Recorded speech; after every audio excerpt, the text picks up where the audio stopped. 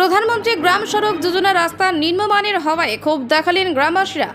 এদিন বীরভূমের 14 নম্বর জাতীয় সড়কের ধারে অবস্থিত বকটুই মোড় থেকে কামাখ্যা পর্যন্ত একটি রাস্তা নির্মাণ করা হচ্ছে।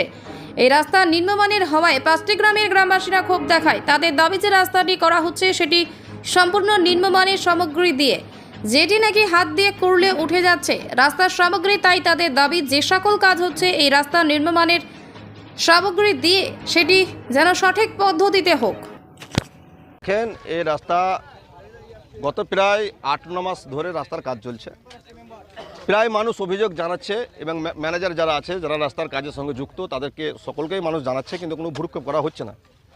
ইতি অবসরে গ্রামের মানুষ, 5টা গ্রামের মানুষ একজোট হয়ে এখানে জমায়েত হয়েছে যে আমরা এইভাবে যদি প্রতিবাদ না জানাই কিন্তু রাস্তার কাজ আমাদের হবে না।